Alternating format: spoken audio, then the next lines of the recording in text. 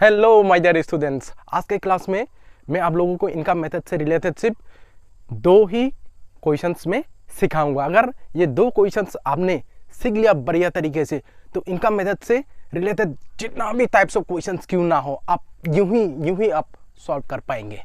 Okay, then let's begin today's class.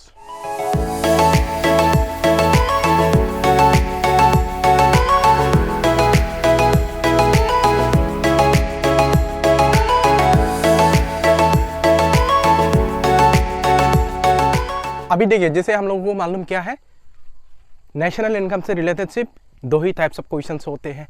एक type of question क्या होता है, सबसे पहला टाइप ऑफ क्वेश्चन क्या होगा, एग्रीगेट कैलकुलेशन करना है हमें, ठीक है। और दूसरे टाइप ऑफ क्वेश्चन क्या है, आइटम कैलकुलेशन करना है। तो ये जो क्वेश्चन दिया हुआ है एग्जाम्पल क्वेश्चन, ये कौन सा टाइप ऑफ क्वेश्चन है, ये है एग्रीगेट कैलकुलेशन वाला क्वेश्चन है। ओके, तो देखते हैं ऐसा एग्रीगेट कैलकुलेशन वाला क्वेश्चन को हम लोग कैसे आसान तरीके से सॉल्व कर सकते हैं। सबसे पहला टेक्निक है एग्रीगेट कैलकुलेशन वाला क्वेश्चन के लिए क्या है कि जो एग्रीगेट क्वेश्चन में पूछा गया है वो एग्रीगेट को आप पहले लिखिए। जैसे कौन सा एग्रीगेट पूछा गया है, नेशनल इनकम, तो सबसे पहले आप लोगों को क्या लिखना होगा, नेशनल इनकम क्या होता है, NNP at factor cost, NNP at factor cost, इसको पहले लिख लेना है। फिर उसके बाद क्या देखना है, ये इनकम मेथड का क्वेश्चन है, तो इनकम मेथड का क्वेश्चन है तो कौन सा एग्रीगेट डायरेक्ट मिल जाते हैं हम लोगों को, क्या है, NDP एट फैक्टर कॉस्ट। तो वो एग्रीगेट को हम लोगों को क्या लिखना है यहाँ में, that is NDP eight factor cost. फिर उसके बाद कन्वर्जन रूल का हेल्प से हम लोगों को क्या करना है, मेन फार्मूला को क्रिएट करना है। ओके, अभी ये क्या है, नेट कोई प्रॉब्लम नहीं है। ये क्या है, domestic to national plus NFI A, okay. फिर उसके बाद ये फैक्टर कॉस्ट कोई प्रॉब्लम ही नहीं है, बस यही है हम लोगों का मेन फार्मूला। फिर उसके बाद क्या करना है हमें, नेक्स्ट स्टेप क्या होगा, ये तो हम लोगों को क्या है, मेन फार्मूला तो बन गया। उसके बाद नेक्स्ट स्टेप क्या देखना हम लोगों को, ये NDP एट फैक्टर कॉस्ट को सबसे पहले हम लोगों को कैलकुलेशन कर लेना है। ओके, तो अभी हम लोगों को क्या चाहिए, NDPFC, अभी net domestic product at factor cost. अभी इनकम मेथड से NDPFC का फॉर्मूला क्या होता है, सबसे पहले आता है compensation of employees plus operating surplus plus mixed income, ये होता है NDP एट फैक्टर कॉस्ट का फॉर्मूला। ओके, तो अभी हम लोग हर एक आइटम को क्वेश्चंस में दिया हुआ है कि नहीं, अभी हम लोगों को पहले चेक करना है। ओके, तो सबसे पहले क्या दिया हुआ है, कॉम्पेंसेशन ऑफ एम्प्लॉयज है, इधर कॉम्पेंसेशन ऑफ एम्प्लॉयज यस है, उसका वैल्यू कितना है 2000। अभी ऑपरेटिंग सरप्लस, इधर देखिए, इधर तो ऑपरेटिंग सरप्लस तो मेंशन नहीं है। अगर मेंशन नहीं है तो ऑपरेटिंग सरप्लस में क्या क्या चीजें आता है, rent, royalty, interest and profit, ये चीजें आता है। तो अभी देखते हैं क्या क्या दिया है, रेंट है, इंटरेस्ट है, ओके। फिर उसके बाद क्या है, प्रॉफिट। अभी रॉयल्टी तो नहीं दिया है, तो ये तीन आइटम्स मिलके क्या बन जाएगा, अभी हम लोगों का ऑपरेटिंग सरप्लस बनेगा। ठीक है, तो अभी ऑपरेटिंग सरप्लस के लिए हम लोगों को क्या क्या लिखना होगा, ऑपरेटिंग सरप्लस के लिए एक है प्रॉफिट कितना है 800 प्लस उसके बाद रेंट कितना है 300 प्लस फिर उसके बाद इंटरेस्ट कितना है 250। तो ये हो गया कॉम्पेंसेशन ऑफ एम्प्लॉयज और ये हो गया तीनों आइटम्स मिलके ऑपरेटिंग सरप्लस। फिर उसके बाद हम लोगों को क्या चाहिए, मिक्स्ड इनकम। मिक्स्ड इनकम जोड़ना है अभी हम लोगों को। मिक्स्ड इनकम का वैल्यू कितना है 7000। ओके, तो अभी अगर ये सारा का सारा आइटम्स को अगर हम लोग प्लस करते हैं तो कितना मिलेगा इसका टोटल 10,350 करोड़। ओके, तो ये हो गया NDP एट फैक्टर कॉस्ट का वैल्यू। अभी इससे वैल्यू को कहाँ में लगाना है, यहाँ में लगाना है हमें। ओके, तो फाइनल आंसर अभी हम लोगों को मिल जाएगा, क्या है NNP at factor cost will be equal to NDP at FC का वैल्यू कितना है 10350।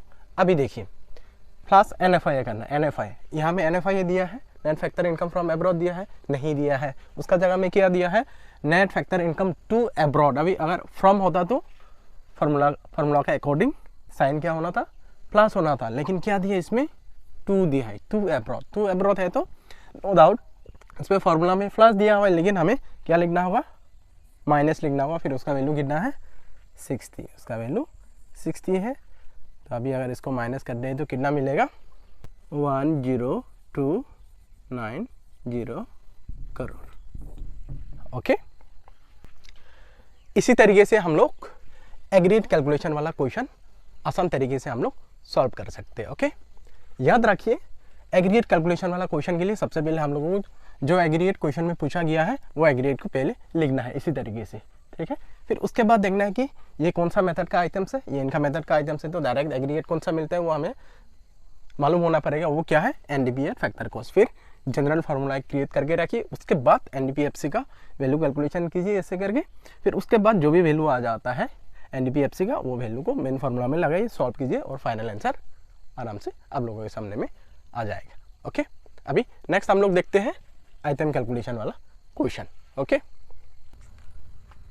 आइटम कैलकुलेशन वाला क्वेश्चन में हमेशा ये ध्यान रखिए क्वेश्चन के साथ कोई ना कोई एग्रीगेट का वैल्यू तो जरूर दिया रहता है। जैसे ये क्वेश्चन में देखिए कौन सा एग्रीगेट का वैल्यू दिया हुआ है, जीडीपी एट मार्केट प्राइस, ये एग्रीगेट का वैल्यू दिया हुआ है। ठीक इसी तरीके से क्या होता है कोई भी क्वेश्चन क्यों ना हो, जो क्वेश्चन किससे रिलेटेड हो, आइटम कैलकुलेशन वाला अगर क्वेश्चन होता है तो ऐसे टाइप ऑफ क्वेश्चन में क्या होता है कोई ना कोई एग्रीगेट का वैल्यू तो जरूर दिया रहता है इसी टाइप ऑफ क्वेश्चन के लिए। तो अभी देखते हैं ऐसा आइटम कैलकुलेशन वाला क्वेश्चन को किस तरीके से सॉल्व किया जाता है। ठीक है, सबसे पहला स्टेप होता है क्वेश्चन में कौन सा एग्रीगेट का वैल्यू दिया हुआ है। जो एग्रीगेट दिया हुआ है क्वेश्चन में वही एग्रीगेट को पहले लिखिए। क्या दिया हुआ है, GDP at market price, GDP at market price. हम लोगों को मालूम है ये इनका मेथड का क्वेश्चन है, तो इनका मेथड से डायरेक्ट एग्रीगेट कौन सा मिलता है, N DP at factor cost. फिर कन्वर्जन रूल का हेल्प से फॉर्मूला को पहले हम लोग बढ़िया तरीके से क्रिएट करके रखिए। ठीक है, net to gross plus depreciation, domestic same है ये। फिर उसके बाद factor cost to market price plus N I T. इसी तरीके से सबसे मेन फार्मूला को पहले क्रिएट करके रखना है। ओके, फिर उसके बाद हम लोगों को करना क्या है, एनडीपीएफसी का वैल्यू हम लोगों को पहले कैलकुलेशन कर लेना है। ओके, तो अभी क्या है, N D P at factor cost equal क्या होता है, compensation of employees plus operating surplus plus mixed income, जिसे हम लोग का क्वेश्चन क्या है, मिक्स्ड इनकम। ओके, तो अभी हम लोग निकाल लेते हैं सबसे पहले सी ओ, कॉम्पेंसेशन ऑफ एम्प्लॉयज डायरेक्ट दिया हुआ है, दैट इज 17,300। फिर उसके बाद ऑपरेटिंग सरप्लस में क्या क्या चीज़ें आएगी, हमें सबसे पहले रेंट, प्रॉफिट, इंटरेस्ट, ये तीन चीज़ें मिलके क्या बन जाएगा, ऑपरेटिंग सरप्लस। दैट इज क्या क्या है, एक हो गया 1200, उसके बाद आ गया प्रॉफिट 1800, उसके बाद रेंट कितना है 2000 प्लस मिक्स्ड इनकम। ओके, तो सबसे पहले हम लोग क्या करते हैं, नंबर्स को पहले जोड़ लेते हैं। Okay, 22300 plus mixed income. Item calculation वाला क्वेश्चन में एनडीपीएफसी का वैल्यू एक रहेगा अल्फ़ाबेट में, एक रहेगा नंबर में। ओके, अभी सेम अभी यही वैल्यू को कहाँ में लगाना है, ये मेन फार्मूला में हमें लगाना है। ओके, तो let's see, GDP market price का वैल्यू कितना है 27500,